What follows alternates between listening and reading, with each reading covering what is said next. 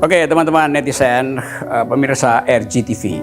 Ini channel baru dari saya, Rocky Gerung, yang disiapkan oleh teman-teman. Biasanya saya diwawancara, sekarang jadi pewawancara. Dan saya belajar, karena satu waktu mungkin saya berhenti jadi pengkritik pemerintah, lalu jadi pewawancara. Tetapi yang lebih penting adalah tamu hari ini. Tadi ada kehebohan sedikit di depan. Orang bertanya, siapa tamunya Pak Rocky itu? Saya bilang dia seseorang yang pengetahuan dan pengalamannya tentang Indonesia berlebih tuh. Namanya Luhut Binsar Panjaitan. Pak Luhut, terima kasih. Terima kasih saya diundang sama Rocky Gerung. Oke, saya mau bukan bertanya sebetulnya, kita mau berbincang tentang masa depan negeri ini. Negeri yang kita cintai, negeri yang masih banyak masalah, tapi tentu harapan selalu ada di depan itu. Kita tempatkan harapan itu sebagai penuntun kita untuk memperjuangkan keadilan, memenuhi apa yang pernah diwariskan oleh founding person kita itu. Nah, ini kesempatan yang baik, orang tahu sebetulnya Pak Luhut ini dikenal tahu segala hal itu dan mampu untuk menerobos segala rintangan tuh. Tapi sebelum saya ke situ, saya mau tanya lebih awal, Pak Luhut terakhir ke Lapotua kapan ya? Baru tadi saya teks sama teman saya mau ke Lapotua minggu depan. Oke, Udah lama saya tidak ke sana. Iya, itu pertanda bahwa selalu ada identitas yang tidak bisa dihindari, yaitu identitas ethnicity itu. Pak Luhut orang Batak, dan Lapotua itu lekat dengan kehidupan suku Batak. Sama seperti saya, orang Manado, orang Ambon, punya identitas. Nah, kita sering menganggap bahwa identitas itu berbahaya. Padahal sebetulnya dalam keragaman identitas itu kita bisa bersahabat. Nah, Pak Luhut, apa kira-kira yang Anda pikirkan seandainya Presiden Jokowi, atau bukan seandainya, pada akhirnya Presiden Jokowi akan berhenti di 2024. Dan kita tahu ada banyak kontroversi dalam ekonomi, politik, kebijakan. Dan itu membuat kita berpikir bahwa seorang pemimpin Indonesia memang harus dibekali dengan perlengkapan pengetahuan, batin, psikologi. Itu berbeda dengan negara-negara lain yang rada homogen. Di kita betul-betul keadaan ini membebani kita, sehingga kita berpikir, mungkin nggak Indonesia itu masuk dalam stabilitas, huru-hara ideologi berhenti, terus sinisme antara kalangan yang berbeda itu juga dikendalikan, supaya kita bisa pastikan bahwa 2045 yang kita bayangkan sebagai tahun emas negeri ini, kita betul-betul ada dalam peradaban kemakmuran dan keadilan. Nah, saya ingin dapat semacam insight, proyeksi Pak Luhut kalau Pak Jokowi sudah meninggalkan gelanggang politik. Dan orang menduga bahwa pasti ada ketegangan karena peristiwa sebelumnya nggak bisa diselesaikan, ketegangan rasial, sara segala macam. Tapi Pak Luhut sebagai orang yang sangat dekat dengan istana, tentu punya keyakinan bahwa ini Indonesia itu pasti bisa bertumbuh. Ya, terima kasih tadi Rocky tanya saya mengenai itu. Memang saya terus terang dengan background saya yang berbagai macam itu memang memperkaya pikiran-pikiran saya sih. Saya melihat memang Indonesia ini negara yang unik gitu. Mungkin terlalu besar juga untuk di govern oleh dari satu daerah seperti ini dengan keanekaragamannya gitu. Tapi kalau kita balik kepada the founding father kita, mereka itu betul-betul menurut saya super arif. Jadi bagaimana mereka membuat konstitusi kita atau melahirkan Pancasila, menyusun Undang-Undang 45, yang menurut saya kalau kita simak baik-baik itu sangat masih relevan kemarin. Jangan salah ya, nanti jadi bilang di luar, oh Pak Luhut tuh ada pengennya, Luhut tuh pengen ada yang begini. Enggak, saya selesai dengan diri saya hanya ingin melihat negeri ini lebih bagus lagi ke depan, anak cucu saya, anak cucu kita semua, itu juga bisa menikmati satu suasana yang lebih bagus ke depan. Tidak perlu mesti gontok-gontokan, ya kita beda pendapat kan tidak ada masalah, itu biasa saja. Itu saya kira tidak perlu dibesar-besarkan, tidak mesti Anda sama saya sama, saya adik saya juga bisa beda kan. Tapi kita marilah hidup dalam berbeda. Nah, kembali tadi the founding father kita itu, memang kalau kita jujur dalam proses demokrasi kita ini, saya terang jujur melihat memang apa yang digariskan atau ditinggalkan oleh the founding father kita sudah hebat. Hanya kita merawatnya itu mungkin tiba-tiba pada tahun 98 karena kejenuhan terjadi ada chaos di sana kalau sampai kan terus kita melakukan perubahan yang pendulumnya itu tiba-tiba langsung swing kepada bertolak belakang. Ya menurut saya di situ salah satu mungkin kekurangan kita. Tidak saya mau menyalahkan yang lalu, tapi mungkin karena waktu itu begitu tegang sehingga kita melakukan perubahan-perubahan yang menurut saya sekarang kita lihat itu mungkin perubahan tidak perlu, tapi sudah terjadi. Jadi kalau tadi Rocky sebagai seorang yang terus terang saya melihat Anda itu hebat. Jadi kita bertemu baru 2 kali. Anda kritik saya banyak, Anda kritik pemerintah juga banyak, kritik presiden juga banyak. It's okay, this is demokrasi. Jadi kalau orang bilang kebebasan di kita itu tidak ada, tidak betul. Kebebasan yang kita mau harus kebebasan yang bertanggung jawab. Jangan kebebasan yang tanpa tanggung jawab, itu bisa jadi anarki. Gitu. Jadi saya percaya bahwa Indonesia itu akan bisa menyelesaikan masalahnya. Kita jangan bertumpu bahwa kalau satu orang tidak ada, lantas semua tidak ada. Bahwa mungkin terjadi waktu perlambatan di sana sini untuk menyesuaikan di sana sini, saya kira ya bisa terjadi. Tapi kalau Anda tanya saya lagi, ya selama hampir 8 tahun sekarang bersama Presiden Jokowi dalam pemerintahan ini, saya kira kita telah membuat perubahan-perubahan yang besar untuk negeri ini. Dan itu saya pikir pencapaian kita 2030 dan 2045, itu saya pikir kalau kita semua sepakat dan semua kita kompak, itu akan kita bisa capai. Tidak ada yang tidak bisa kita capai, Eno.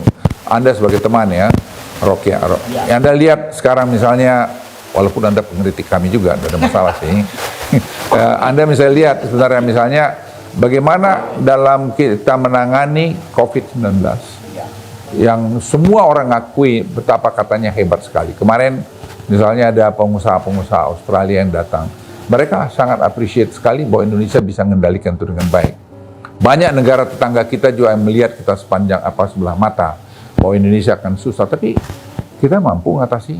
Bukan hanya itu aja, ekonomi kita termasuk bagus. Ada pengerti-pengerti ekonomi yang kadang-kadang menurut saya agak berlebihan karena tidak melihat data itu dengan jelas. Jadi tidak berbasis data melakukan kritikan, tapi berbasis kecemburuan mungkin, maaf sekali lagi, atau mungkin kebencian yang menurut saya nggak perlu. Karena setiap orang itu punya era masing-masing. Dan kalau itu berbeda pendapat, jangan ditularkan menjadi kebencian.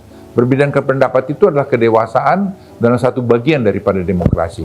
Jadi semua figur yang sukses itu, orang lihat itu prestasi Anda, karena Anda yang lakukan semua itu sebetulnya. Enggak, ini persepsi orang begitu. Jadi tapi kalau saya mesti komplain gitu. Betul, saya tidak perlu. Itu kerja teamwork. Oke, kerja teamwork itu ya itu semacam wisdom dari Pak Luhut, itu kerja teamwork. Tapi sebetulnya secara real orang kasih satir, kok Pak Luhut menguasai semua itu. Padahal faktual memang seolah-olah Pak Luhut ini punya tongkat Musa itu untuk membelah jalan mati itu kan, coba. Dan ini kan kesempatan kita untuk menilai orang dan objektif aja. Kan menteri yang lain sebetulnya nggak bikin apa-apa selain kampanye mau jadi presiden kan? Oh ya nggak juga, ada juga hebat-hebat mereka. Oke, saya satu hal. Seandainya tadi Pak Luhut gambarkan bahwa founding person kita punya konsep yang bagus, tapi akhirnya di tahun 98 kita kasih interupsi pada kekuasaan Presiden Soeharto karena dia melenceng dari arah konstitusi. Walaupun prestasi pembangunan bagus, tapi orang merasa kok kebebasan kurang gitu. Nah, sekarang ada kebebasan, tetapi tidak ada oposisi. Oleh karena itu saya ambil alih fungsi oposisi. Saya tiap hari kritik kebijakan Presiden, Pak Luhut. Tapi yang saya kritik adalah kebijakan. Lalu orang komplain, Rocky Gerung itu kerjanya kritik. Solusinya apa? Saya bilang solusi itu mestinya dari orang yang saya kritik, karena saya bayar pajak gitu. Jadi pengertian oposisi sekarang, kalau beroposisi mesti kasih solusi. Saya nggak mampu, saya nggak punya big data untuk kasih solusi, kira-kira begitu tuh. Ya enggak apa-apa. Saya kira kalau saya nggak suka sama Anda, saya kan nggak datang ini. Iya betul.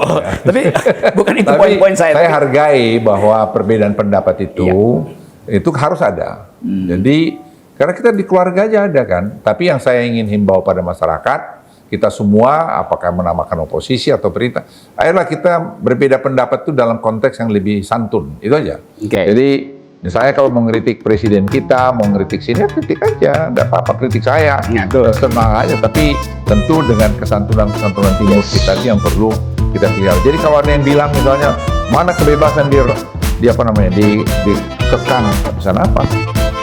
Anda bisa ngeritik saya aja. Oke, kritik presiden juga bilang dungu, bilang apa, tidak masalah. Presiden walaupun terus terang itu menyakitkan, tapi ya sudah. Nah, jadi tapi ke depan saya hanya himbau dengan seperti ini. Ayo kita bangun bangsa kita ini dengan spirit kebersamaan. Bahwa kita berbeda harus ada beda. Karena kalau tidak ada beda nanti kita jadinya ABF, jadi lupa. Dan saya ada kritik terus saya dengar, saya tanya si apa namanya Firman, "Man, ini bagaimana ini barang ini?" Saya bilang, "Oke Pak, ini datanya begini." Oke, kita terima. Jadi sehingga ada teman-teman yang bilang, Pak Gerung misalnya, ini contoh ini, Rocky mau gitu. Sudah nggak apa-apa, kita dengar. Setelah kita makan di kantor saya bilang, paten juga kawan nih gitu. Jadi oke, beda pendapat tidak ada perlu mesti jadi musuhan. Nah, fungsi itu yang tidak dihasilkan, itu mestinya ada partai yang... Boleh diminum nih kan? Silakan. Soalnya dari tadi saya... Ini apa nih? Ini enak ini, apa nih? Jamu, apa ini? Oke, jamu apa? Jamu temulawak. Oke. Kan mestinya keseimbangan prestasi dan kritik itu dilakukan oleh pihak oposisi.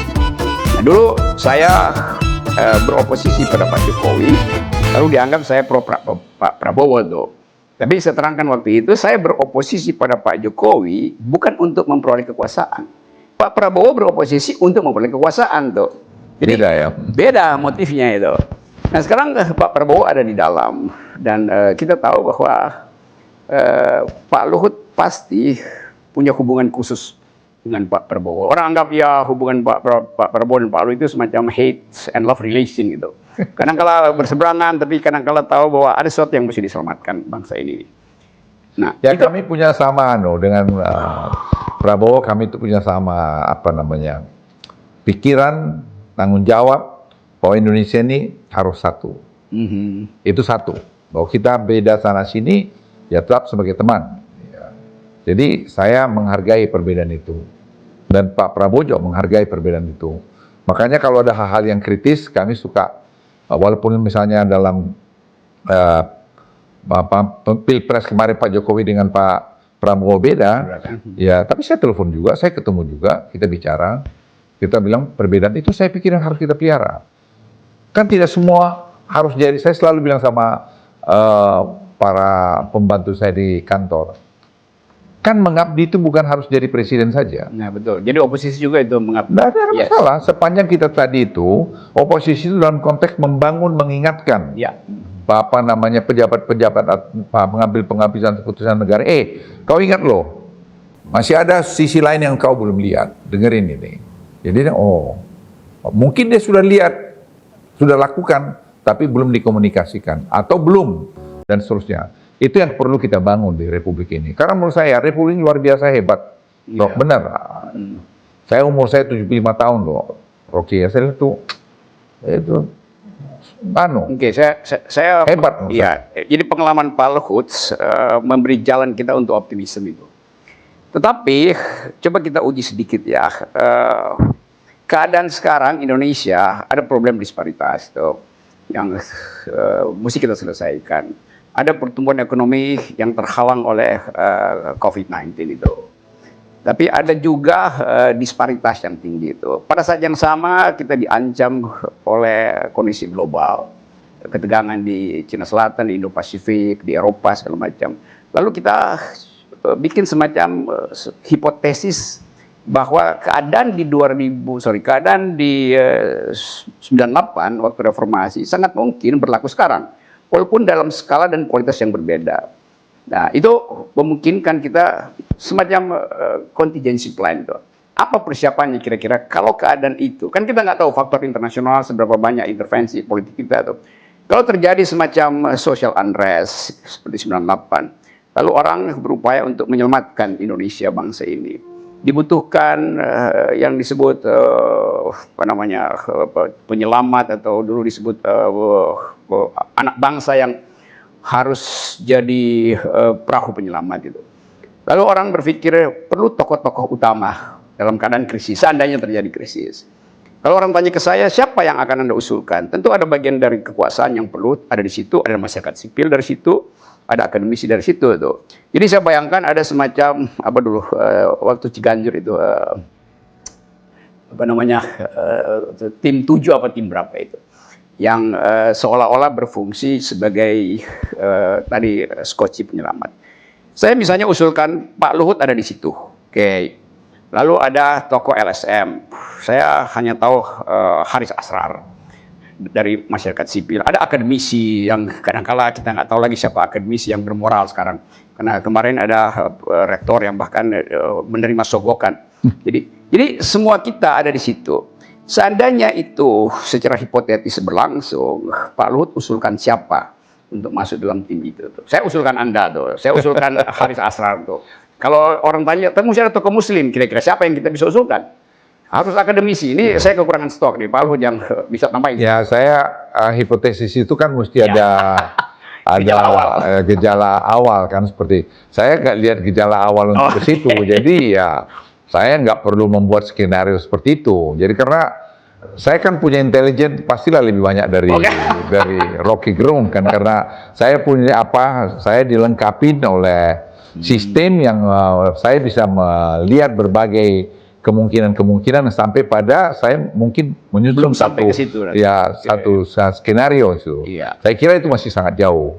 Tapi yang saya sampaikan bahwa kita semua harus berhati-hati menghadapi dunia sekarang tuh Tadi saya baru dapat lagi tadi malam sebenarnya bagaimana keadaan di Cina misalnya kekeringan yang tidak pernah terbayangkan sampai sungai yang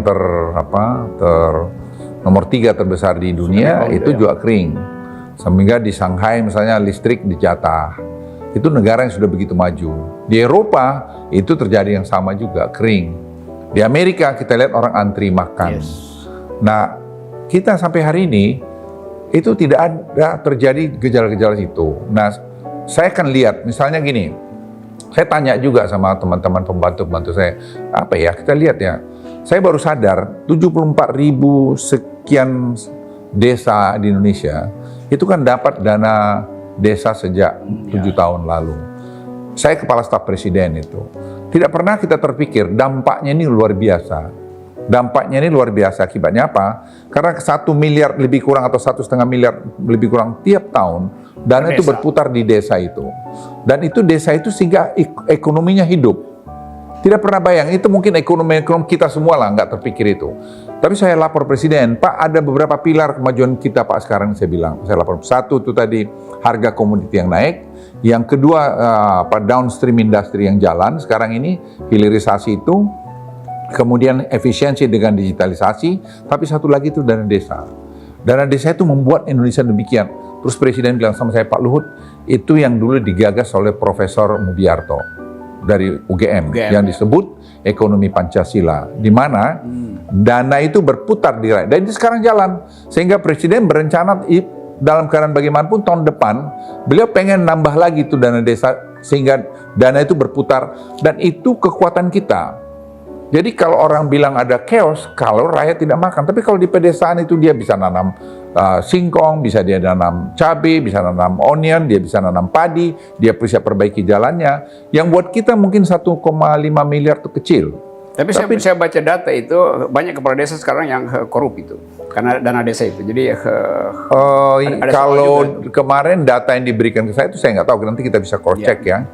Itu justru yang paling kecil korupsinya, karena di balai desa itu ditulis ini rakyat itu sudah saling mengontrol. Justru dari 74.000 desa semuanya itu paling saya dengar 500 sampai 800 desa yang bermasalah. Jadi angka yang sangat-sangat baik sekali menurut saya. Jadi kalau kita tadi bisa, yang Anda bilang tadi, dari bawah kita perbaikin, di tengah ini kita perbaikin, di atas kita perbaikin, social unrest yang disebutkan menurut saya susah akan terjadi. Seperti sekarang ada orang mau gerak-gerakkan berpolitik. Please berpolitiklah, tapi jangan merusak apa yang ada. Saya titip itu. Jadi siapapun tokoh politik itu kan kita bisa lihat. Kita kan tidak bodoh-bodoh amat. Sangat pintar. Jadi kalau orang tahu Di backup usah dengan data yang backup dengan data yang Oke, benar. tahu. Saya bukan mengatakan bahwa pemerintah Jokowi ini sekarang sempurna, tidak, banyak kurangnya dan tidak never ending proses ini. Jadi kalau Presiden Jokowi nanti mengakhiri masa dinasnya, ya presiden yang akan datang meneruskan, jangan nanti mengacu, makanya beliau menyiapkan semua. Misalnya saya bilang gini, Rob, presiden itu perintahin, Pak Luhut, ini dari berapa tahun akhir ini coba evaluasi semua proyek yang ada. Oke. Di mana yang masih mungkin ada jangan sampai mangkrak, ya. Termasuk IKN dievaluasi. Oh, semua kita evaluasi. Saya sekarang presiden minta Pak Luhut lihat itu. Saya bilang ya. Orang tanya Pak Luhut ini mau tuh apa sih kerja, memang semua Menko itu banyak kerjanya kok, bukan hanya saya aja. Jadi ya, karena saya heran Pak Erlangga itu banyak kerjanya, Pak Mahfud banyak juga. Pak Mahfud pusing sekarang ngurusin Polisi. Macam-macam itu. Pak PMK juga begitu. Jadi sebenarnya semua sama. Jadi saya tidak merasa bahwa ada yang istimewa dengan apa yang saya lakukan. Ya, itu kedengaran terlalu apologetik. Nah. Ya mungkin ada hal-hal yang high profile yang saya kerjakan, seperti misalnya COVID, sehingga dianggap hebat. Saya biasa aja. Oke, coba saya ke desain yang lain gitu. Ya. Kan kita ingin pastikan ada suksesi di 2024 dan suksesi itu melalui sistem elektoral. Tapi ada kecemasan di publik sekarang melihat persaingan politik terlalu tajam. Dan ketajaman itu bukan karena adu konsep, tapi adu ide nggak terlihat itu. Kita nggak lihat ada calon presiden bahkan dari dalam kabinet yang datang misalnya mengatakan saya punya ide jadi presiden, oleh karena itu saya ingin minta diundang di RJ TV ini misalnya untuk debat soal kebijakan. Kebanyakan orang pasang spanduk baliho tinggi-tinggi. Kita nggak tahu di belakang kepala yang besar di bawah itu ada isinya apa nggak tuh. Kan itu intinya. Jadi rakyat Anda tuh terlalu pintar, jadi kadang-kadang menjudge orang. Ya. Jadi rakyat merasa kok nggak ada percakapan intelektual ya di antara pemimpin itu. Begitu Pak Luhut rasain nggak itu keadaan itu tuh? Ya, agak jujur bikin evaluasi Pak Luhut. Rock gini lah, kita sebagai teman ya, saya bilang memang kadang-kadang semua tuh berpikir pengen jadi presiden gitu. Saya berkali-kali bilang apa mesti jadi presiden, nggak begitu. Presiden itu cuma satu loh. Dan itu menurut saya sudah takdir alam ini, Tuhan punya mau itu, God's scenario. Jadi kita boleh bersaing, boleh tadi juga melakukan tiga, tapi kita harus mengenali diri kita dulu. Apa yang dibilang Sun Tzu itu benar. Kenali dirimu, kenali musuhmu, 100 kali kau perang, 100 kali kau menang. Tapi kadang-kadang kita tidak mengenali itu, kita nggak tanya diri kita. Tapi yang sekarang tuh, mereka yang mau maju dalam peperangan, jadi presiden, menganggap yang musuh bisa dikendalikan, bukan dikenali, dikendalikan dengan amplop. Kan ini poinnya. Jadi money politics pasti masih jadi itu kalau saya boleh juga bilang kesempatan ini setelah saya lihat ini, maaf ini kalau saya boleh lihat, saya bilang mungkin sistem yang kita terapkan demokrasi kita sekarang dengan pemilihan gubernur langsung, pemilihan bupati langsung perlu kita lihat lagi baik-baik, atau pemilihan presiden langsung perlu dilihat baik-baik, dievaluasi lagi, balik the founding father kita dulu, coba lihat berpikirnya itu gimana. Amerika aja kan tidak direct vote. Kita sudah super maju dengan tingkat pendidikan kita yang menurut saya masih kalah dari mereka ya. Jadi saya kira perlu dievaluasi. Karena apa? Tanpa kita sadarin kita juga mendidik rakyat kita untuk juga menerima barang itu. Itu kan yang sebenarnya kita tidak sadarin. Ya itu yang dikhawatirkan orang, karena publik berpikir APBN kita surplus, tapi daya beli nggak naik. Dan orang anggap bahwa APBN kok nggak jatuh menjadi proyek rakyat gitu. Lalu orang menganggap itu disimpan untuk bermain politik nanti itu. Misalnya, itu pasti bakal dipakai buat menyogok orang miskin ke depan tuh. Sehingga rakyat desa siap-siap bikin spanduk, silahkan masuk, kami menerima serangan fajar. Kan itu sinisme itu udah mulai muncul tuh. Jadi kalau saya balik tadi, apa yang bisa kita yakinkan bahwa ke depan itu politik akan bersih itu. Sementara orang melihat bahwa Pak Jokowi masih sangat semangat dengan musyawarah rakyat di mana-mana itu. Kemarin Pak Jokowi bilang, ya silakan yang mengusulkan 3 periode oke-oke aja, kan itu cuma pendapat. Tapi menurut saya harusnya tidak diucapkan Pak Jokowi karena beliau adalah kepala negara. Kalau orang di bawah bisa ya 3 periode, tapi kan Pak Jokowi tahu bahwa itu terlarang oleh konstitusi. Ya, tapi saya kira kan itu orang nanya beliau, Ya. Mas kenapa pengikut Bapak masih ada yang ngusulin Bapak 3 periode? Dia bilang gitu kan, pertanyaannya. Jawaban beliau itu kan hak demokrasinya orang, betul. Orang bilang juga Jokowi dungu, orang Jokowi bilang bodoh, saya kan nggak bilang apa-apa juga. Tapi Dan Pak Presiden kan mesti kasih edukasi, nggak boleh itu menuntut 3 periode karena konstitusi kita bilang cukup 2 periode. Iya, tapi Presiden memang tidak pernah mengatakan bahwa dia mendorong ada konstitusi supaya berubah, nggak pernah itu. Tapi bahwa yang dia benarkan adalah kalau rakyat berdiskusi pengen mau 3 periode, pengen mau 4 periode, pengen mau apa, itu hak rakyat. Yang dulu mungkin orang rame yang saya bilang big data, orang men-twist itu. Baca betul-betul apa yang saya sebutkan dalam saya bilang big data yang ada itu menggambarkan seperti ini. Itu. Bahwa ada keinginan rakyat itu begini. Nah, saya hanya terus berpikir the founding father kita itu kok bilang dulu tanpa batas gitu. Tapi itu apakah cocok? Ya, mungkin perlu kita adakan penyesuaian di sana sini. Kita lihat dari tempat lain di mana seperti di Jerman, di mana kan tidak salah juga gitu. Kenapa mesti terus marah? Ya, betul. Kenapa mesti marah sih? Saya heran. Ya, saya kan tidak menjadi bagian untuk pengen jadi presiden. Saya tidak mau lagi. Saya sudah bilang jelas, saya sudah cukup. Tapi saya juga ingin sharing pengalaman saya yang banyak dengan saya juga tadi tuh nggak bodoh-bodoh amat, bisa juga berpikir gitu. Jadi kalau orang terus marah baru dibilang kalau nggak sesuai dengan dia, nggak boleh dong. Oke, coba sharing sedikit berdasarkan pengalaman Pak Luhut. Kalau konstitusi kembali ke naskah asli itu, jadi ada sistem MPR tuh. Ya itu saya kira bisa dibicarakan, bisa diomongin. Biarlah rakyat itu atau para politisi kita dengan jernih melihat mana sih yang terbaik dengan kondisi sekarang ini. Siapa politisi yang jernih sekarang? Semuanya main di wilayah abu-abu itu karena. Ya, nah pembicaraan kita paling tidak trigger pikiran mereka lah. Kan Gerung, ya, Rocky kan bicara. Anda kan terkenal kritis dan tajam. Ini sharing kepada publik untuk melihat, look ini ada pikiran begini. Tapi jangan terus marah. Ini yang saya kecewa tuh kadang-kadang terus main marah. Wow, ini Luhut mau begini-begini. Saya bilang, kau jangan sembarang ngomong. Itu ide yang mesti ide itu harus kau hargai. Kalau kau betul-betul intelektual, kau juga harus bisa menerima perbedaan. Itu bukan fitnah loh ya. Betul, itu yang saya sepakati. Pikiran itu hanya disebut pikiran kalau ada yang mengkritik pikiran. Ada pikiran alternatif. Dan seringkali orang merasa ya buat apa memikirkan sesuatu yang udah seolah-olah di backup oleh kekuasaan. Padahal ini wacana. Oke. Saya balik sebentar ke soal internasional, Pak Luhut, yang sebagai militer yang paham tentang strategi itu. Ada kecemasan bahwa Indonesia akan terseret di dalam ketegangan politik di Indo-Pasifik itu. Dan mungkin persiapan amunisi kita punya banyak pesawat, tapi saya duga itu unequipped itu. Ada pesawat hanya asap yang diperlihatkan. Sangat mungkin persenjataannya kurang gitu. Nah, kecemasan ini ada pada rakyat juga, dan rakyat mulai berpikir kalau terjadi ketegangan dari kan dulu ada filosofi dari Thucydides, seorang sejarawan Yunani yang membuat tesis yang sampai sekarang dijadikan tesis diplomasi internasional. Itu disebut Thucydides trap. Artinya perang itu justru akan dimulai oleh negara-negara yang cemas, bukan negara-negara yang adikuasa. Nah, kecemasan di Indo-Pasifik ada kecemasan Cina tuh. Dan cuma Cina yang cemas sebetulnya. Indonesia diragukan. Bisa nggak Indonesia ambil posisi di dalam ketegangan Sino-Amerika ini, Pak Luhut?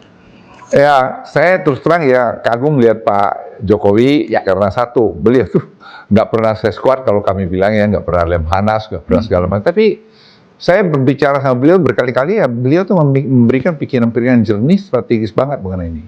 Sehingga itu menjadi landasan saya juga, banyak bekerja. Sehingga saya sampai pada kesimpulan dengan apa yang kami lakukan sekarang. Kami lakukan ya. Apa poin Pak Jokowi soal? Ya, dia bilang, Pak Luhut, kita fokus bagaimana ekonomi kita ini bagus dulu. Karena begini, saya tidak percaya, karena pengalaman saya ini kalau ini, bahwa penjajahan fisik hari ini masih bisa. Rock, kamu tahu nggak, waktu tahun 75 kami terjun di tim-tim. Ya. Saya terjun di tim-tim. Saya anak buah saya berapa yang gugur di tim-tim. Itu di TNI di tim-tim pernah sampai kepada hampir 60.000 orang pada tahun 76-77. Yang diturunkan ke tim. Ya, dengan jumlah penduduk di sana hanya ya mungkin kurang dari 600.000. 600.000 orang. 1/10 ya. Ya, kita nggak pernah bisa ngontrol tim-tim. Apa pasukan terbaik kita yang tidak ada di sana? Saya ke situ berapa kali, nggak bisa. Kenapa? Will of the people itu kuat. Satu. Anda lihat sekarang bagaimana dengan Afghanistan. Segala macam tentara, segala macam teknologi yang ada dimiliki Amerika, masuk di Afghanistan, masuk di Irak, mereka habis 3 triliun US dollar. Apa yang mereka Vietnam. dapat? Ya, Vietnam lagi sebelumnya. Jadi itu tidak bisa. Yang saya percaya adalah bisa penjajahan ekonomi dan penjajahan teknologi sekarang ini. Nah, penjajahan ekonomi kalau kita kuat ekonominya, rakyatnya sejahtera, siapa yang mau invade ke Indonesia, invasi ke Indonesia? Di mana dia mau invasi? Pada zaman sekarang ini, ya. Jadi itu saya tidak percaya. Nah, oleh karena itu penguatan ekonomi, penguatan teknologi, penguatan pendidikan, itu yang menjadi prioritas utama kita. Bertahan dengan itu. Ya, bukan berarti pertahanan tidak kita buat. Ya, makanya sekarang anggaran belanja TNI masih anggaran belanja tertinggi di Republik ini, yaitu masih 130 triliun kalau saya tidak keliru. Iya. Ya, jadi persepsi itu harus menurut saya dilihat. Nah, bagaimana kita melakukan itu? Tadi pikiran terbesar, sekarang kita terjemahin bagaimana? Kita melakukan posisi balance of power. Indonesia mainkan peran itu dengan baik. Sehingga Pak Jokowi itu sekarang betul-betul, saya kemana aja sekarang, saya muda. Saya ketemu dengan MBZ. MBZ itu, Muhammad bin Zayed itu bicara ke saya, bagaimana dia melihat Presiden Joko Widodo. Dia bilang, General Laut, dia panggil saya begitu. Tolong kamu lihat tuh brother saya begini. Dia respect very much. Sehingga dia ngasih bantuan untuk tadi IKN. Saya bilang beri bantuan untuk IKN sampai kepada 50 miliar dolar loh. Tuh tadinya 30-50 miliar melalui sovereign wealth fund. Tergantung kita menggunakan dana ini. Saya kemudian ketemu MBS. Apa saya bertemu MBS Muhammad bin Salman karena saya? Karena Presiden Joko Widodo. Apa saya ketemu dengan Pak MBZ karena saya? Tidak, karena Presiden Joko Widodo.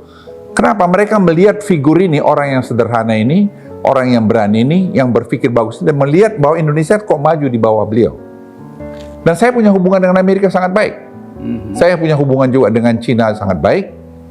Dan saya bicara terbuka, tidak ada yang saya sembunyikan. Jadi dengan Amerika, dengan investor Amerika. Dengan pemerintah. Tadi malam kemarin saya masih bicara dengan National Security Advisor Amerika, Jack Sullivan. Saya bilang sama Jack, kamu jangan minta-minta saya aja ngomong ke presiden saya, minta presidenmu ngomong ke presiden saya. Exactly saya ngomong ini. Sampai deputi saya bilang, Pak Luhut tuh ngomong kayak ke temannya aja. Lalu saya bilang, dia apa? Kita bukan negara banana republik, kita nggak minta-minta, kita negara besar yang kita harus tunjukkan pada saat-saat seperti sekarang ini. Nggak ada yang perlu kita takutin, nggak ada yang perlu kita minta. Mereka, they need us. Kita butuh dia juga butuh kita. Nah, kalau tadi Anda tanya mengenai itu, saya nggak percaya itu. Karena saya ngalamin, I'm part of the history. Dengan Perdana Menteri Australia, waktu beliau datang kemari, saya ditugasin, diundang duduk di sebelah Perdana Menteri. Terus saya bilang sama staf saya, Jody, kau bikin dulu pointers, nanti mungkin saya nggak bisa sempat banyak omong, saya mau kasih kertas ini pada Prime Minister. Apa itu Pak? Saya bilang, satu bagian terakhir daripada poin saya bilang begini, Prime Minister, Anda jangan melihat Indonesia itu sebagai ancaman, habis energi kalian. Melihat ancaman itu dari utara. Saya tentara, my background tentara, been trained in the special forces, so I know very well what's going on here, gitu loh. Jadi saya bilang sama dia, jangan kamu khawatir itu, fokus saja kerjasama kita dalam bidang ekonomi. Ya, dalam bidang ekonomi, dalam bidang pertanian itu tadi, dalam bidang kesehatan, dalam bidang pendidikan itu saya katakan.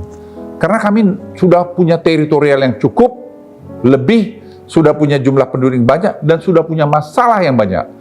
Kami nggak mau tambah masalah lagi seperti Timur dulu. Dan saya bagian dari sejarah, saya bilang sama dia.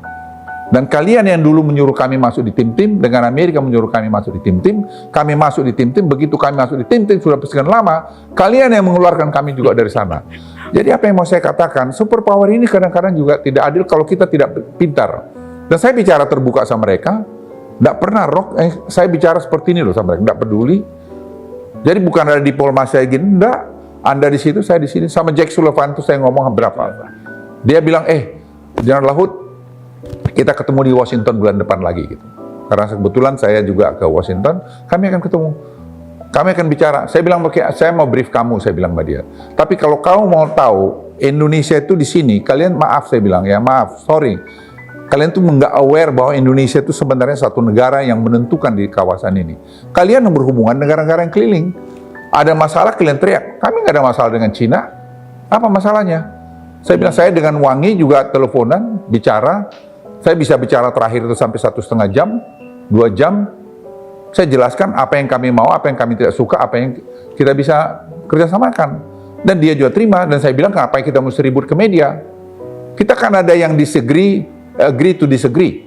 Ada, bukan 1-2. Dan itu membuat kita kukuh bahwa Indonesia itu punya karakter. Nah, bangsa ini harus berkarakter, Bro. Bukan bangsa tempe. Enggak, kita bangsa yang berkarakter. Itu yang saya mau pesan pada anak-anak muda Indonesia.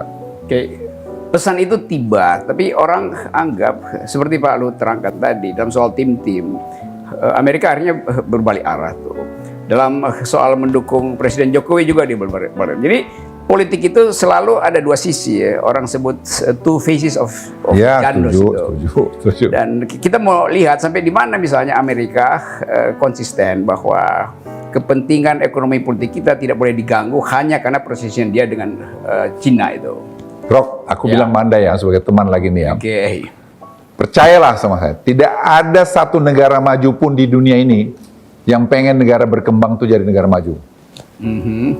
Itu aksioma yang menurut saya Anda perlu pegang. Jadi kita kalau nggak bikin negara kita ini maju, ya kita nggak akan pernah maju. Jadi kalau kita cakar-cakaran di antara kita sendiri, nggak akan selesai masalah kita. Salah satu potensi cakar-cakaran adalah Islamofobi. Dan negara-negara Barat memberi sinyal bahwa Indonesia masih Islamofobi. Ya itu mereka membuat persepsi supaya kita cakar-cakaran. Apa sih Islamofobi here di sini? Apa? Ada pelarangan orang melaksanakan syariatnya di sini. Baik agama Hindu, Buddha, Kristen, Islam, tidak ada kan? Semua silakan aja kau lakukan. Jadi potensi kita untuk mengaktifkan kembali janji kemerdekaan, yaitu kesetaraan, perbedaan sara, itu hal yang sebetulnya natural aja. Natural aja. Saya tidak melihat ya, ini sebenarnya ya, ada beberapa, saya bilang oknum aja, yang pengen membuat supaya dirinya hebat atau dia merasa, ya kita ini kan semua, saya tidak mau ke pribadi lah. Iya tahu, sorry. Rock, semua yang di bawah langit, saya bilang di Facebook saya, semua yang di bawah langit ini ada waktunya. Jadi kita harus kenal itu. Jadi saya juga menyadari itu, ada waktu saya juga, it's about time juga buat saya, you're done. Dan kita harus tahu itu, kalau kita pengen terus merasa bahwa kita yang paling ngatur semua, itu yang nanti post power syndrome. Jadi saya nggak mau seperti gitu. Jadi ada yang belum punya power tapi udah ada sindromnya. Ya, saya Rock ini lagi. Aku bilang Anda ini teman-teman pasti banyak yang nonton aneh-aneh lah. Apa harus jadi presiden aja kau bisa ngabdi? Kan enggak juga. Ya itu yang harus tahu diri juga lah. Kalau kau bukan orang Jawa, ya sudah kau jangan terus. Nah, ini bicara fakta antropologinya begitu. Antropologi. Anda antropolog ya. Ya itu. Kalau Anda bukan orang Jawa, pemilihan langsung hari ini, saya nggak tahu 25 tahun lagi, udah lupain deh. Nggak usah kita memaksakan diri kita, sakit hati. Yang bikin sakit hati kita kan kita sendiri. Ini poin bagus. Jadi terimalah fakta itu, fakta antropologi kita. Ya antropologi kau, Anda saintis, Anda nggak baca itu, ya kan maaf itu, Anda bodoh atau apa itu? Maaf. Kalau mereka nggak baca. Iya kok. Anda suka ngingatin kok. Iya, saya ingatin ada orang yang nggak baca bahwa antropologi kita itu basisnya adalah ethnicity. Dan faktualitas itu yang kadang-kala membatalkan ambisi orang untuk jadi presiden. Ya termasuk saya. Iya. Betul. Saya double minoritas. Saya double minoritas. Jadi saya udah Batak Kristen lagi. Jenderal lagi. Ya itu juga minoritas kan. Jadi saya bilang ya sudah cukup itu, kita harus tahu. Ngapain saya menyakitin diri hati saya? Istri saya juga bilang, kamu ngapain sih Pak? Ya memang nggak mau. Syukurlah, haleluya dia bilang. Ya Yang terakhir nih, Yes. karena disinggung soal keluarga sedikit tuh. Pak Luhut punya cucu tersayang itu perempuan, dan saya ikuti cara dia berpikir sangat logika environmentalisnya itu kuat sekali tuh. Sementara Pak Luhut punya industri ekstraktif yang di kalangan di environmentalis itu merusak ozon, itu membuat bumi tidak sejuk tuh. Kalau ada percakapan antara Pak Luhut dan siapa namanya cucu Pak Luhut? Fei itu. Apa yang terjadi? Kan Ya, dia banyak ngingatin saya. yang kalah siapa dalam pertandingan? Ya, tentu dia lebih hebat lah. Karena saya seumur cucu saya itu tidak bisa berpikir seperti dia. Jadi, ya itu salah satu yang saya suka bilang kepada orang-orang asing itu, seperti John Kerry. Saya bilang, John, Anda nggak usah lecturing kita mengenai environment. Karena message yang diberikan oleh cucu saya itu very powerful, saya bilang sama dia. Dia bilang sama saya, Opung, kamu tuh jangan bikin policy Opung yang bisa menghancurkan generasi saya. Oke, oh itu very nice. Saya bilang sama si John Kerry, so this message much more powerful than your message. So jadi semua message yang kami buat di Republik Indonesia dalam konteks environment sepanjang itu berkaitan dengan saya, pasti saya veto kalau itu saya lihat bisa merusak generasi yang akan datang. Atas nama generasi yang akan datang. Yes. Okay. Jadi nggak perlu kalian lecturing kami, karena orang Barat ini kan sukanya dianggapnya kita bodoh. Dia kadang-kadang saya lihat dia yang bodoh, bukan kita yang bodoh. Iya, dia arogan karena merasa punya hegemoni terhadap. Kan ini sindrom pasca kolonial dari kalangan Barat. Oke, Pak Luhut, teman-teman, itu pembicaraan yang padat tapi bersahabat dengan Luhut Binsar Panjaitan. Saya tahu setelah ini ditayangkan, Cebong akan cemas dan Kadun akan cemburu, kira-kira begitu. Tapi sekali lagi ini percakapan intelektual dalam upaya untuk menghasilkan kembali Indonesia yang demokratis, berkeadilan, dan punya masa depan. Ini kami persembahkan untuk generasi yang akan datang. Percakapan akademis ini, yang memang ada sinisme politiknya, tapi biasa itu. Dan keadaan ini yang ingin kami wariskan pada generasi di depan. Umur saya 63 dan masih terlibat bicara dengan milenials yang menganggap Indonesia itu potensial untuk jadi negara yang beradab. Dan Pak Luhut 75 dan tidak berminat lagi untuk mengabdi pada negara melalui pemerintahan. Dia mengabdi melalui masyarakat sipil. Saya kira itu, sampai jumpa di episode berikut. Salam akal sehat. Terima kasih. Oke. Yes. Go.